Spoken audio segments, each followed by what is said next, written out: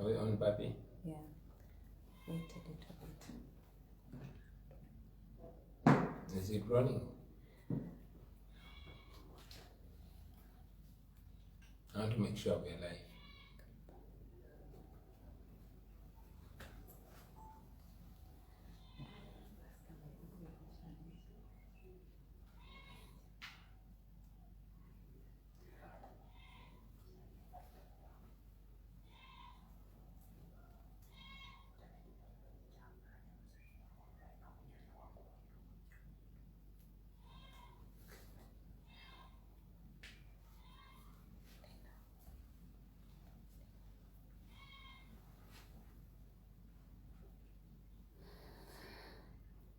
Are we finally on, Babi? Yeah.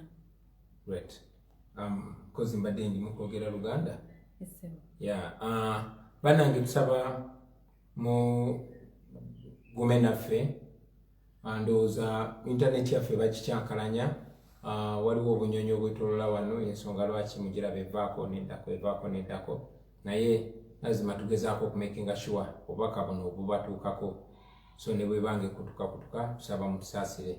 N'ekirala producer wange mukyala Babi Kyagulanyi so olumu bwe bimutabukako alina okwasaganya ebintu bingi tubasaba mubearinge naffe.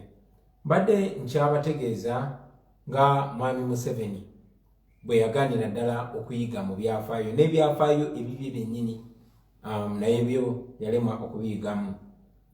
Mu kitabo kye bayita Mission to Freedom nga kyawandiikibwa Museveni yennyini ne banne mu myaka gye-80 yayogera bw'ati ng'annyonnyola bwe yali annyonnyola lwaki baakwata emmundu ne bagenda mu nsiko ne batandika olutalo. Olutalo olwo lwatta abantu abasukka mu kitundutundu ky'akakadde abasukka 50,000 naye bw'ati Mwami Museveni bwe yayogera era nkootinga buli kigambo kye yayogera. Yagamba ti mwezi gwa Desemba omwaka gwa 1980 Bannayuganda bagenda mu kulonda. Lwagenda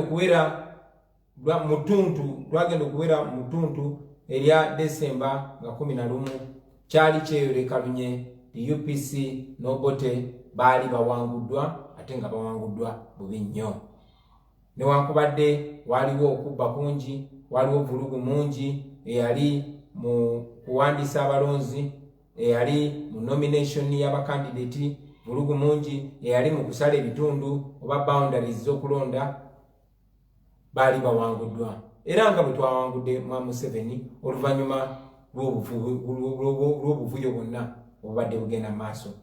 UPC yajjula okubugootana oba panic.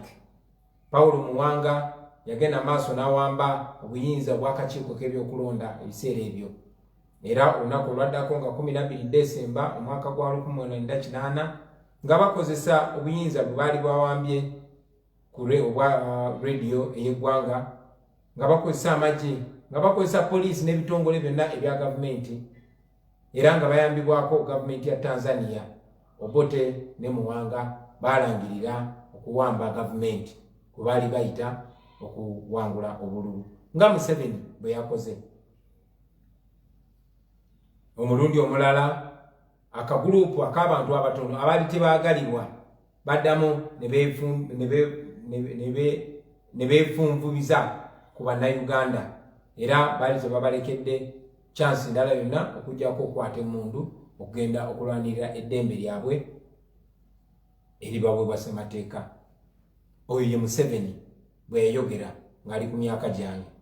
Oyo ye Museveni bwe yayogera mu myaka gye-80 naye oluvannyuma lw'emyaka 40 twetolodde ne tudda mu kifo kyekimu era kati we tuli. Gwe bw'okwata bukwasi n'ojjawo amannya g'abali agaaliwo n'oteekawo erya Museveni n'oteekawo ery'Abakama n'abalala bonna be bakozeseza ojja kulaba ng'ekifaananyi kyekimu.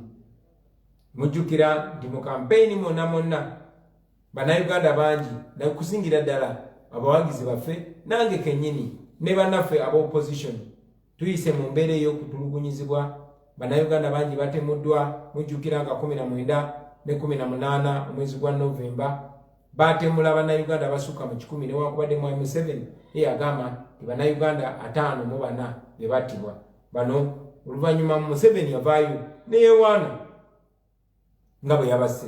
Era Ssaabatemu gwe bayita Eritu Mwine yavaayo n'agamba basobola n'okutta abalala. N'agamba poliisi eyina eddembe ena n'obuyinza okutemula bannayuganda. Yagamba mugonde comply oba si kyo n'ayimbawo akayimba ako. Eyo embeera gye tulimu baganda bange. So batuuze bannange nga bwe nabategeeza okuva mu ntandikwa tukuno kulonda kwe tugenze si kwe kulonda okwa bulijjo. Eno bagiyita revolution oba enkyukakyuka sinziggu ng'egenda kuleetebwa mwe bannayuganda. Fe okwawukanako ne Mwami Museveni tetuli batemu nga ye. Tetukwata mundu era tetubakwata kunga kwata mundu. Naye tumanyi temulina amaanyi, mulina obuyinza obusobola okukyusa embeera yammwe. Tusobola okubakulembera naye mwe mulina okusalawo nga bannayuganda. Tumaze okubategeeza nti tuwakanya ebyo byonna bye bagamba nti bye byava mu kulonda, era tubakunga mwenna bannayuganda mubiwakanye. Mubaddenga n'ensonga lwaki mulwanirira eddembe lyammwe, naye ate kati mulina ensonga ey'amaanyi. Obuwanguzi bwammwe bwabbiddwa abantu abatono ab'olubatu. Era abo abantu bwe muba musazeewo basebo ne bannyabo, abantu abo tebasobola kubafuga nga temukkiriza. Nze nga nkibagamba ti no one can make you a slave without your permission. Tewali asobola kufuula muddu nga tokkiriza. Olw'obumenyi bw'amateeka bwe bakoze nze bansibidde waka balowooza nze bannayuganda, naye tuli miliyoni 45 basebo ne bannyabo. Tuli miliyoni 45 era njagala okubakunga mwenna abali eyo. Buli omu kyasobola okukola n'amagezi gasobola okuleeta agakozese. Mwenna muli bakulembeze. You are the generals and you are the soldiers. Kasita mubanga buli kyemukola kiri mu mateeka, kasita mubanga kyemukola kiri non-violent, eryo ddembe lyammwe. Nalabye abapoliisi bagamba nti Bobi Wine okumuta ayina okusooka n'agamba abantu baleme kwekalakasa. N'agamba tagenda gamba abantu kwekalakasa. Abantu setaaga bagamba kwekalakasa. Bakimanyi ti ddembe lyabwe okwekalakasa. Naddala kasaba yange beekalakasa mu ddembe nga tebamenya mateeka. Ensonga endala abasebo ne bannyabo gye baadde batubuuzaako eyo. Bangi bannaffe beebuuza nti ki kye tugenda okuzzaako, tugenda genda mu kkooti oba tetugenda mu kkooti. Mbadde nfuna ebirowoozo bingi nnyo okuva mu bannaffe kuba buli kye tukola kiva mu bantu. Bangi abakkiririza mugenda abatakkiriziganya na kyakugenda mu kkooti nga batutegeeza nti okukuba kumala budde, kubanga abalamuzi bonna aba kkooti enkulu bonna tewali asobola kuwakanya Mwami Museveni. Bonna Mwami Museveni yabawa emirimu, bonna bakozi be. N'olw'ensonga eyo tebajja kusala mazima. Era ne bategeeza ekyaliwo Dr. Besigye bwe yagenda mu kkooti n'ekyaliwo Mama Mbabazi bwe yagenda mu kkooti. N'olw'ensonga eyo ne batugamba kiba kyakumala budde bwe tugenda mu kkooti tubanga abalaze Mwami Museveni tutumuwadde sitampu eya legitimacy oba ey'okugamba ti ne mu kkooti tugenzeeyo. Naye ate wabaawo n'abalala nga bagamba nti ku bujulizi bwe tulina obungi kikulu nnyo okubutwala ne tubuteeka mu kkooti ekkirizibwa mu mateeka. Newankubadde balina okubuusabuusa mu kkooti eyo, bagamba nti okubuusabuusa kwonna okubaddewo ensiko ekulabe, kuba kati ensi etunuulidde ensonga eno. Ensiko bannange engeri gyesobola kufuluma bali mu kwebuuza mu bantu, naddala abantu ba bulijjo era basebo ne bannyabo. Mu bbanga ttono tujja kujja tubategeeze kiki kye tugenda okuzzaako. Njagala okwogera nga maliriza ku bannanga bali mu makomera omuli Nubian Lee munywanyi wange, omuli producer Dan Magic, omuli Eddie Mutwe, omuli Bobby Yanga, omuli Chuma Cha Yesu, omuli Kampala Lukman, omuli Coach Mude Ntambi, omuli Williams Nyanzi oba gwe bayita Mbogo, omuli Nadia Sheriff personal assistant wange, Chuki wa Bobby, Rachel Akiki, Nansove Savina, Namwanje Jamila, Semakula Hassan, Charlie Mpakeni Onono nga yali mwana muto wa myaka 17 18 yajiwereza mu komera, omuli Kivumbi Achirewo, Nyanzi Kadu Ismaili, Muzafaru Muwanga, Kivumbi Roger, ononga comedian wa Mighty Family, omuli baganda baffe bangi nnyo abakwatibwa ne basibibwa omuli Kyabagu Gesera abandi gumuyita Pimpa Productions omuli Joyce oba Joyce Strong bonna bano nga bali campaign team yaffe naye nga babasiba mu komera ne babatwala ne mu kkooti y'amagye babakwata balinange ze tebazigulako musango naye bo babateekako musango gwa kubasanga na mmundu.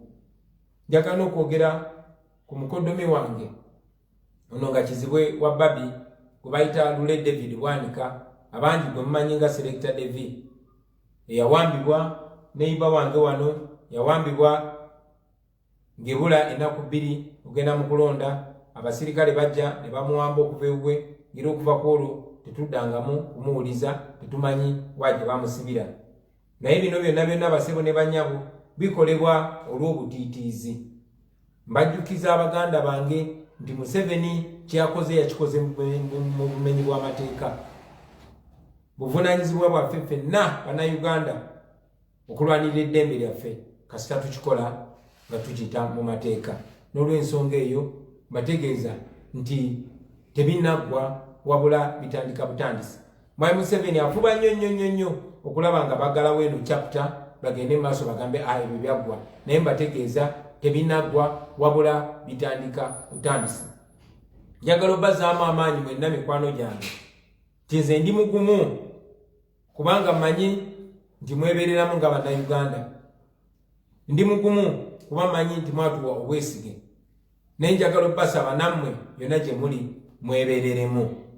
Njagala okubasaba mwagale ensi yammwe ate musigale nga muli bagumu gye tukoma okunyigirizibwa gye tugenda okukoma okunyumirwa obuwanguzi bwaffe. Mulimu gwa buli munnayuganda okusitukiramu okuwanirira ssemateeka, mulimu gwa buli munnayuganda okulwanirira eddembe lye era nga ekiseera kye kino basebo ne bannyabo.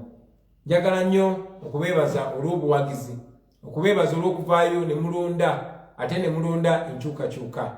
Njagala okwebaza bannange bwe twali twesimbyeyo olw'okwesowolayo ne beesimbawo naye okusingira ddala olwa okuwakanya ebyo Mwami Museveni bye yagezaako okukola. Nja kuba nfuba okozesa buli mukisa okwogerako nammwe basebo ne bannyabo naye musigale nga muli bagumu, musigale nga muli confident. Katonda ali naffe, amateeka agali naffe n'okusingira ddala tumanyi ti bannayuganda bali naffe. Mwebale nnyo mwebalire ddala kumpuliriza. Njagala okubasaba mutufollowing ku Facebook kuba kakati yengeri yokka gye tusobola okuwuliziganya nammwe kubanga bingi nnyo bye twagala obagamba bye tumanyi bye batasobola kukkiriza kuyita ku mpewo za wano nga radio ne TV.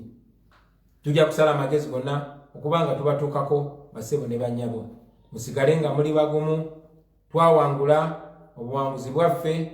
Mwami Museveni yeewaŋŋamya bwewaŋŋamya mweyo entebe naye njagala obbategeeza nti mu bbanga eritali lya wala tugenda kufuna eddembe lyaffe ku lwa Katonda n'ensi yaffe. Olutalo nga luwedde tuliyambale ngule, tuliyambale ngule, tuliyambale ngule. Olutalo nga luwedde tuliyambale ngule, tulivimba mu Uganda empya. When the struggle is over, we shall wear the victor's crown. We shall wear the victor's crown. We shall wear the victor's crown. When the struggle is over, we shall wear the victor's crown in the new Uganda. People power, our power. Our power, people power. Thank you very much, ladies and gentlemen.